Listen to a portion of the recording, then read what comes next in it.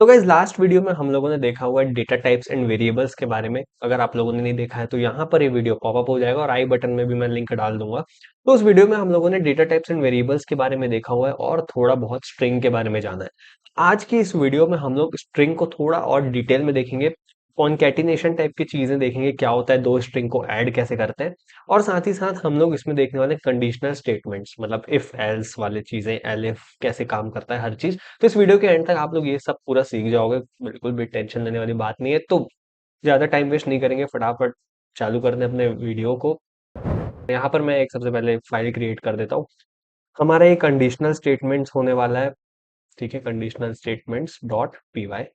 आप लोग भी ऐसा कोर्स वाइज बना सकते हो। और हाँ, मैं इसमें एक चीज और ऐड कर देता हूँ। हमारा ये लेक्चर 2 हो रहा है तो लेक्चर 2 भी देख लेते हैं। ठीक है, कर देते हैं। ठीक है, देखो यहाँ पर हो गया है। अब हम लोग स्टार्ट कर रहे हैं स्ट्रिंग। स्ट्रिंग क्या होता है मैंने तो आप लोग को ऑलरेडी बता दिया है, बट फिर भी बता दे रहा हूँ। स्ट्रिंग जो होता है हमारा सीक्वेंस ऑफ कैरेक्टर्स होता है, जो कि स्टोर करता है हमारे डेटास को, जो कि हमारे किस टाइप के हो सकते हैं, वर्ड्स हो सकते हैं, सेंटेंसेस हो सकते हैं, या कोई सिंबल्स हो सकते हैं। ठीक है, तो मैं एक वेरिएबल बनाता हूँ नेम नाम का, जिसमें मैं डाल रहा हूँ अपना नाम। आप लोग भी अपना नाम डालो, या जो भी चीज डालना चाहो आप लोग डाल सकते हो। या फिर कोई सेंटेंसेस भी लिख सकते हो यहाँ पे। दिस इज अ स्ट्रिंग ऐसा करके डाल सकते हो। मैं इसको फिर नेम इसका मैं एस टी आर कर रहा हूँ। नेम आप कुछ भी रख सकते हो, है ना। ऐसा कुछ नहीं कि यहाँ पे नेम डाल रहा हूँ तो मैं नेम ही लिखूंगा, स्ट्रिंग डाल रहा हूँ तो स्ट्रिंग लिखूंगा। बट ऐसा हम लोग करते हैं यूजुअली। एक सही मेथड है, नेम अगर वेरिएबल है तो उसमें नेम ही स्टोर करो। नेम में अगर आप लोग क्या बोलते हैं, अगर कोई डिजिट स्टोर कर दोगे तो वो थोड़ा सा लॉजिक हो जाता है कि यार नेम में डिजिट स्टोर है। ठीक है, बाद में कंफ्यूजन आप लोग को ही होगी कि यार नेम में मैंने डिजिट कैसे स्टोर कर दिया यार। ठीक है, तो वो सब चीजें आप लोग देख लेना। यहाँ पर मैं एक सेंटेंस बना रहा हूँ, दिस इज अ स्ट्रिंग नाम का। ठीक है, तो मैं फिर इसको यहाँ पे करूंगा print. Print string S T R मतलब। देन मैं यहाँ पे रन करूंगा तो मेरा यहाँ पे क्या प्रिंट होगा, दिस इज अ स्ट्रिंग। ये तो बहुत इजी है, ये तो पिछले वीडियो में मैं बता चुका हूँ आपको। तो ये जो है स्ट्रिंग जो है हमारा डबल कोट्स में होता है। ठीक है, हमारा स्ट्रिंग सिंगल कोट्स में भी हो सकता है। आप इसको सिंगल कोट्स में भी लिख सकते हो ऐसे, सिंगल कोट्स में भी लिख सकते हो। ठीक है, ये देखो ऐसे भी लिखोगे तो भी ये वैलिड स्ट्रिंग है, तो भी ये परफेक्टली वर्क करेगा, देख लो।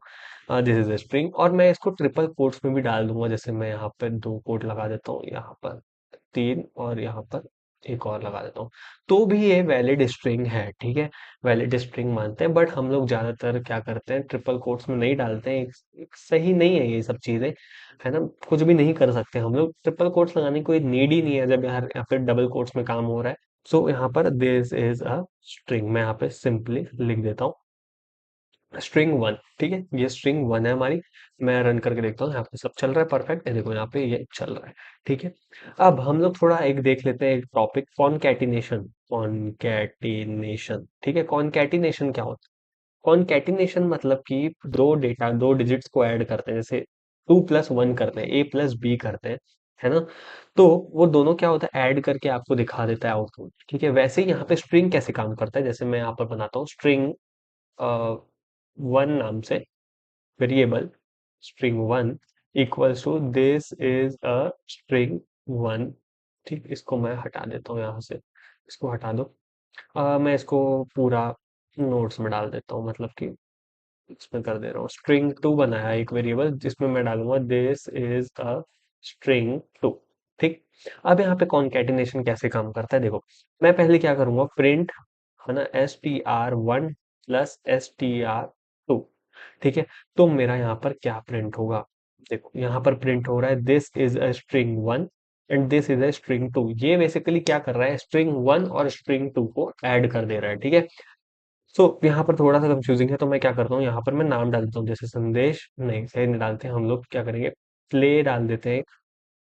और यहाँ पर कोड्स डाल देते हैं। ठीक है, play codes, play with codes कर देता हूँ यार। मेरे यूट्यूब चैनल है, आप लोग इसको जाके सब्सक्राइब करो बिल्कुल। ठीक है, सब्सक्राइब है बहुत जरूरी है। आप लोग सब्सक्राइब नहीं कर रहे हो तो देखो, यहाँ पे स्ट्रिंग 1 और स्ट्रिंग 2 मैंने लिख दिया ऑलरेडी। ठीक है, तो प्ले विथ कोड से आ गया, है ना। समझ आ रही है चीजें कैसे काम कर रही है यहाँ पे। अब मैं चाह रहा हूँ कि प्ले विथ कोड्स के, मतलब प्ले विथ साथ में रहे, कोड्स में थोड़ा सा गैप आ जाए, मतलब एक स्पेस आ जाए। तो वो मैं कैसे करूंगा, स्पेस के लिए हम लोग क्या करते हैं, सिंपल यहाँ पर डबल कोड्स यूज करेंगे, प्लस आइकन डालेंगे, देन यहाँ पर एक बार रन करेंगे। देखो यहाँ पर आ गया प्ले विथ कोड्स के बाद हमारे स्पेस। यहाँ पे आपको दिख रहा होगा कि कैसे चल रहा है हर चीज, ठीक है। यहाँ पर देखो मैं रन करता हूँ प्ले विथ कोड्स, ठीक है। देखो यहाँ पे चल रहा है, यहाँ पे विथ साथ में है, इसलिए ऐसा आ रहा है। देखो प्ले कोड्स करूंगा तो इनके बीच में गैप आ रहा है। यहाँ पर अगर जस्ट इन केस मैं अपना नाम डाल देता हूँ, ठीक है।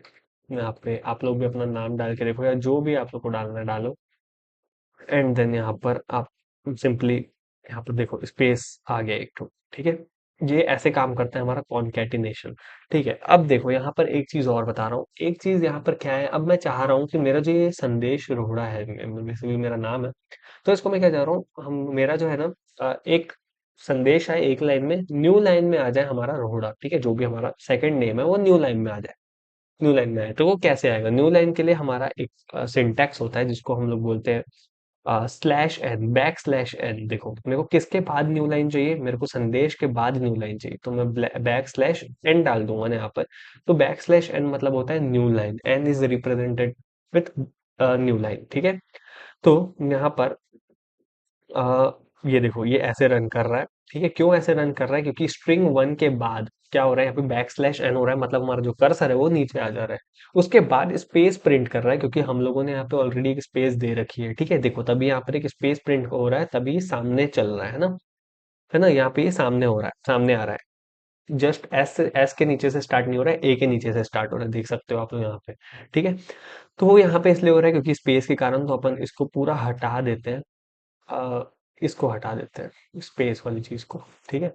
स्पेस को हटाओ, स्ट्रिंग वन स्ट्रिंग टू ऐसे काम कर रहा है हमारा। अब जो स्ट्रिंग वन और स्ट्रिंग टू है वो हमारा कॉन्कैटिनेट नहीं कर रहा है, क्योंकि हम लोगों ने बैक स्लैश एन डाल दिया है, तो वो उसको क्या बोलते हैं, न्यू लाइन की तरह समझ रहा है, ठीक है।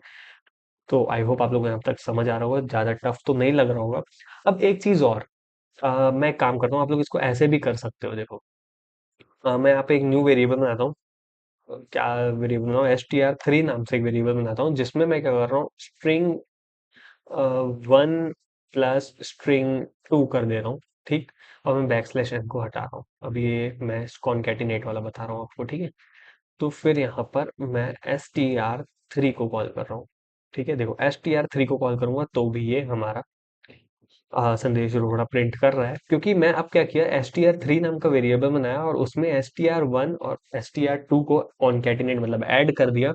और जो ये फिर जिस str1 और str2 का जो भी आउटपुट आया वो str3 में, स्ट्रिंग थ्री में जाके सेव हो गया, स्टोर हो गया, ठीक है। अब मैं क्या करा, str3 को कॉल कर दिया, और str3 की वैल्यू क्या है, संदेश रोड़ा जो भी हमारा जो भी हमारी हम लोग की वैल्यू दिए थे वही हमारी str3 में जाके सेव हो गई है।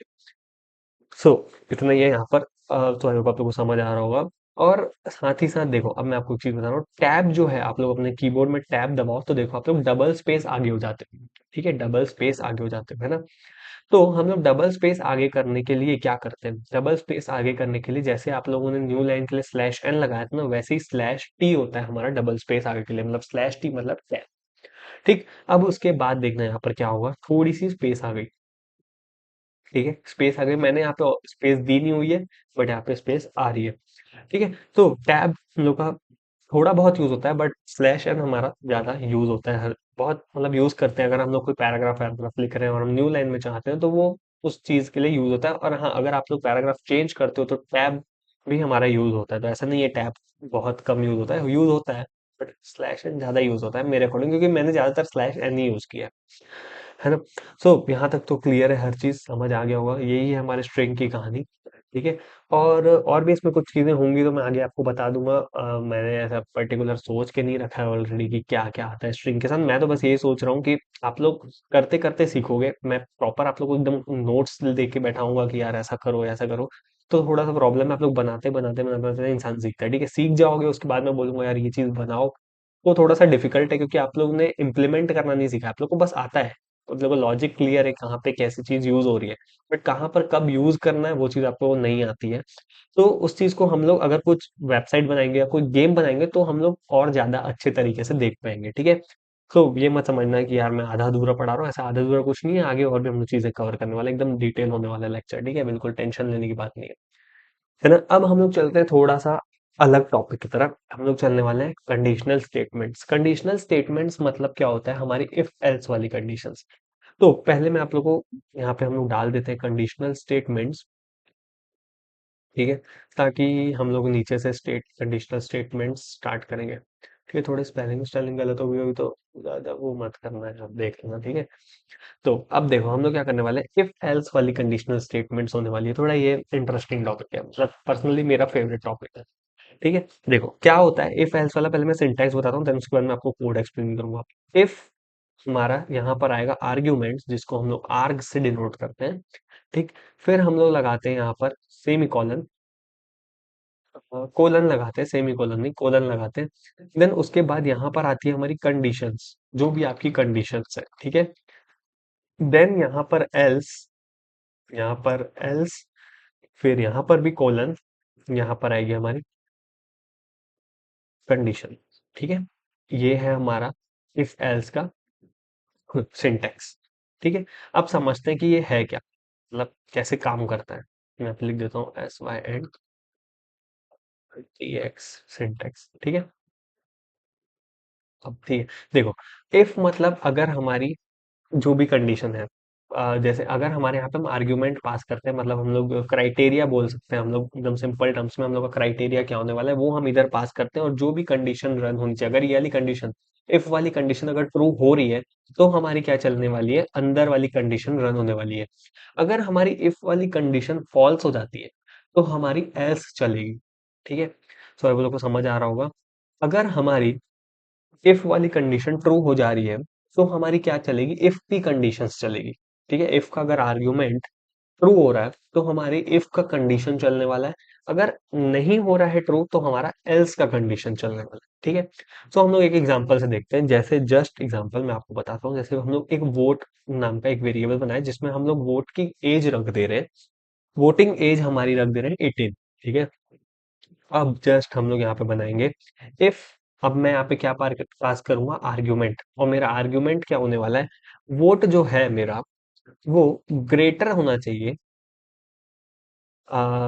वोट जो है मेरा क्या होना चाहिए, बड़ा होना चाहिए। मतलब मैं अगर 18 का हूं, तो मैं वोट करने के लिए एलिजिबल हूँ। ठीक है, vote is greater than equal to 18, 18। ठीक है, फिर यहाँ पे सिंपल, जैसा यहाँ पे था कोलन, ठीक है, वैसे ही मैं यहाँ पर लगाऊंगा कोलन।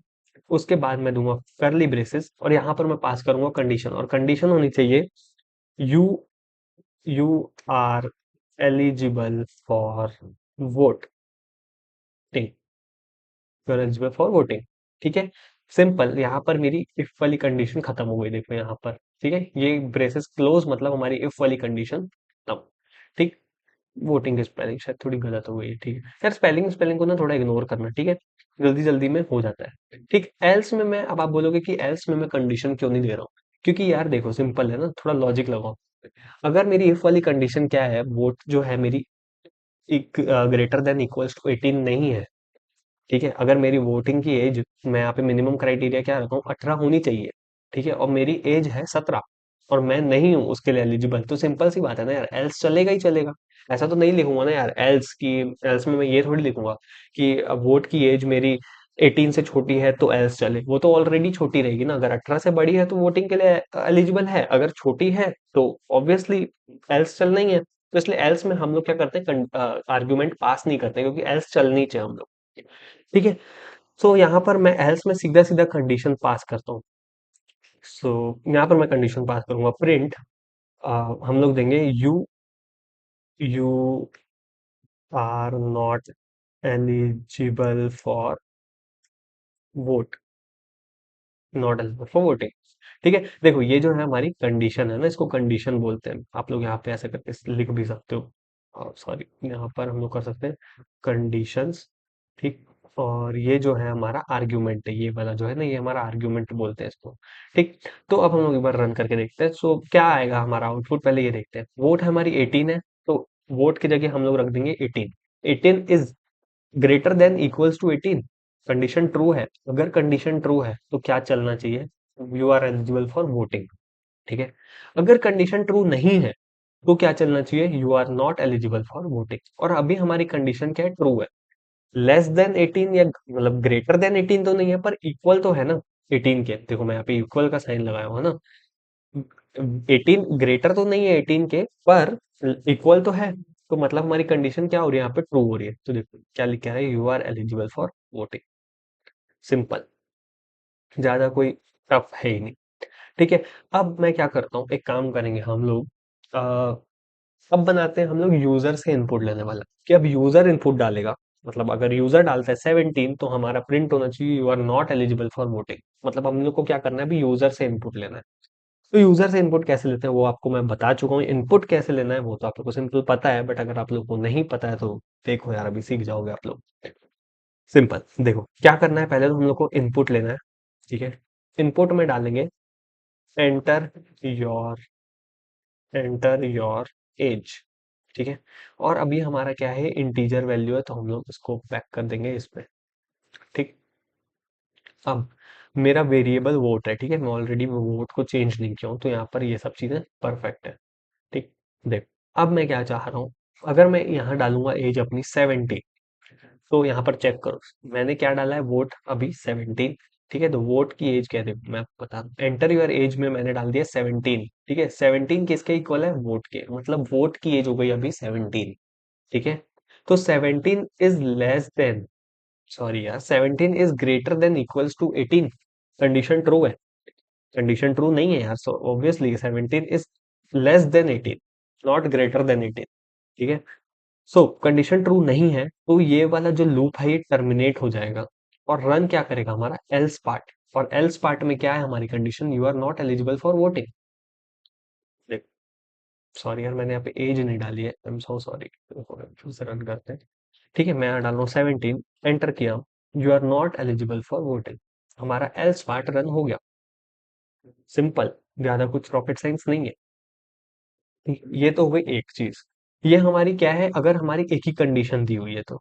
अब अगर मोर देन वन कंडीशन दी हुई है हमारी, तो हम लोग क्या करेंगे, मतलब एक से ज्यादा कंडीशंस है, तो हम लोग क्या करेंगे, हम लोग एग्जांपल के तौर पे एक क्वेश्चन बनाएंगे। देखो जिसमें हम लोग क्या करने वाले हैं, ए बी सी नंबर लेंगे, हम लोग इस क्वेश्चन में क्या करेंगे, बताएंगे कि कौन सा नंबर ग्रेटर है, ए बड़ा है, बी बड़ा है कि सी बड़ा है, इन तीनों में से कौन सा बड़ा है। अगर ए बड़ा है तो प्रिंट होना चाहिए यू मतलब A is greater than B and C.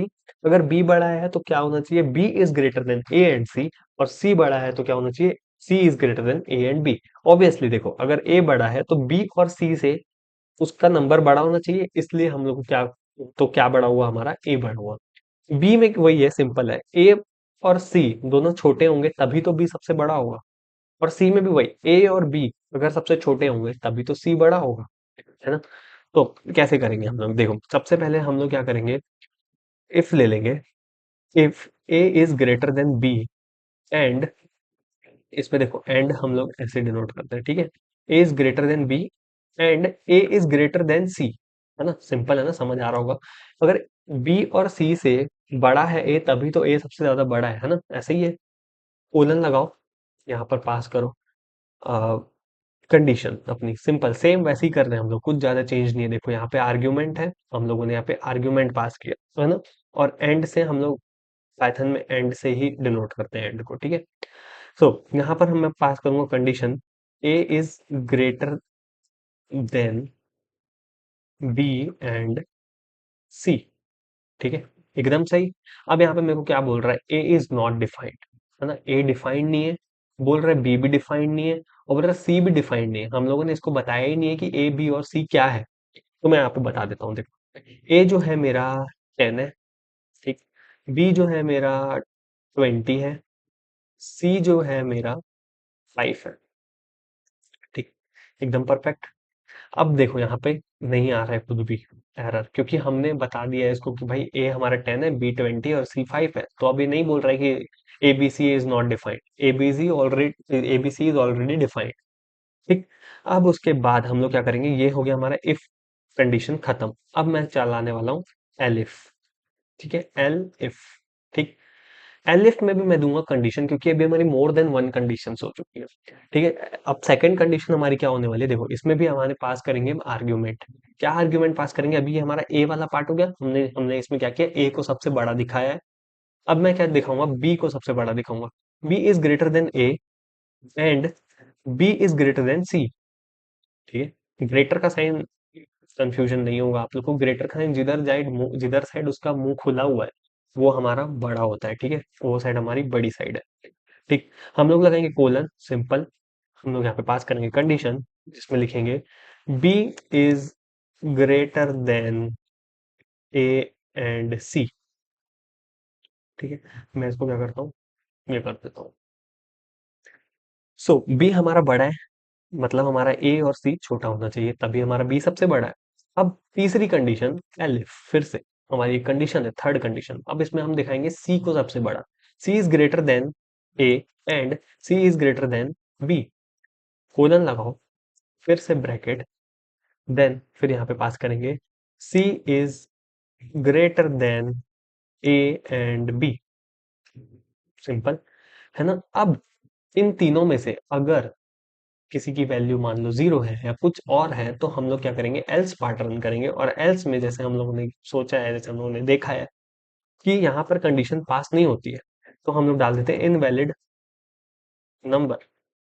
ठीक है, सिंपल, इनवैलिड नंबर। अब एक बार रन करते हैं हम लोग। आई होप आप लोग को समझ आ रहा होगा कि यहाँ पे कैसे चीजें रन करनी है। ठीक है, सो अब मैं पास करूंगा। सबसे पहले देखो यहाँ पे कुछ एरर आ रहा है। अच्छा ठीक है, एक काम करते हैं हम लोग इसको इस लाइन में दे देते हैं ऐसा। ठीक, अब एक बार रन करते हैं। बी इज ग्रेटर देन ये, देन ठीक है, B is greater than C. कहीं पे एरर आ रहा है, देखते हैं एक बार। Elif B is greater than A and B is greater than C, और हमारा सी जो है डिफाइन नहीं है क्या शायद। ठीक है, एक बार देखते हैं। हाँ देखो, हमारा रन कर गया। एक बार मैं इसको क्लीन कर देता हूँ। ठीक है, क्लियर। अब एक बार रन करते हैं। तो यहाँ पे प्रॉब्लम क्या आ रही थी कि मैंने कॉमा नहीं दिया हुआ था, ठीक है, इसलिए दिक्कत आ रही थी। देन यहाँ पे देखो क्या आ रहा है, B is greater than A and C. मेरा बी क्या है, बी है 20। जहां जहां पर मैंने बी रखा है वहां वहां पे 20 रखो।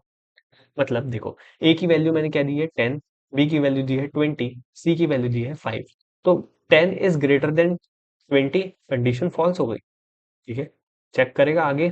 और 10 is greater than 5, condition true. अब इसमें देखने वाली बात ये है कि इसमें से अगर एक भी कंडीशन फॉल्स हो जाती है ना, तो पूरा लूप टर्मिनेट हो जाता है। ठीक है, इसमें एक भी कंडीशन अगर फॉल्स हुई तो पूरा लूप टर्मिनेट हो जाता है। जैसे यहाँ पर एक कंडीशन ट्रू है, देखो ये वाली कंडीशन क्या है, फॉल्स। और ए और सी वाली कंडीशन क्या है, देखो ए क्या है, A is greater than 20, condition false. And A is greater than 5, 10 is greater than 5, condition true. जैसे ही यहाँ पर कंडीशन फॉल्स हुई, इसने इसको चेक ही नहीं किया और सीधा क्या किया, इस लूप को ही टर्मिनेट कर दिया, क्योंकि इसमें ये पहली कंडीशन फॉल्स हो गई। दूसरी कंडीशन में आके सीधा चेक करेगा कि b is greater then 10। b क्या है, b है 20, और a क्या है हमारा, a है हमारा 10। 20 is greater then 10, condition true. फिर चेक करेगा, अगर पहली कंडीशन ट्रू है तो दूसरी को भी चेक करेगा कि b is greater then c, 20 is greater than 5, condition true. सीधा प्रिंट किया b is greater then a and c। देखो यहाँ पे भी। ठीक है, ये थर्ड कंडीशन के पास आएगा ही नहीं, है ना। अब उसके बाद मैं यहाँ पे डाल देता हूँ, यहाँ पे एल्स वाले पार्ट में इनवैलिड नंबर कब प्रिंट होगा। इनवैलिड नंबर हम लोग प्रिंट करेंगे जब ये सब वैल्यू को एक बार हम जीरो कर देते हैं। ठीक है, जीरो। अब एक बार रन करते हैं। अब एक बार रन करते हैं। देखो, invalid number, simply invalid number print हो रहा है हमारा। समझ आया होगा यहाँ पे क्या हो रहा है। अब एक क्वेश्चन मैं आप लोग को दूंगा इसमें। देखो, अब आप लोगों को क्या करना है, अब आप लोग को यूजर से इनपुट लेना है 3 नंबर। ठीक है, आप लोग को 3 नंबर यूजर से इनपुट लेना है, और उसके बाद हम लोग कोई भी 3 नंबर आप लोग डालो अपने हिसाब से, 10, 20, 30, 40, 50, जो भी आप लोगों के मन में नंबर आ रहे हैं वो सब डालो। उसके बाद देखो ये रन कर रहा है कि नहीं कर रहा है। हम लोगों ने ऊपर यूजर से इनपुट लेना सीख रखा है ऑलरेडी, कैसे यूजर से इनपुट लेते हैं, कैसे वेरिएबल डिक्लेयर करते हैं, कैसे कॉल करना है हम लोग को, सब चीजें। एलिफ वाली चीजें कहाँ पर कब यूज होती है, मोर देन वन कंडीशंस है, मोर देन वन आर्ग्यूमेंट्स है, तब हम लोग को एलिफ वाली जरूरत पड़ेगी, एलिफ की। और अगर सिर्फ एक ही आर्ग्यूमेंट है तो हम लोग को सिर्फ इफ एल्स की जरूरत पड़ेगी। आई होप आप लोग को यहाँ पर कोई दिक्कत नहीं होगी। अगर इस टाइप का वीडियो आपको पसंद आ रहा है और अगर ये वीडियो इजी एक्सप्लेनेशन पे है, तो please like and subscribe to my channel. Till then, see you in the next video.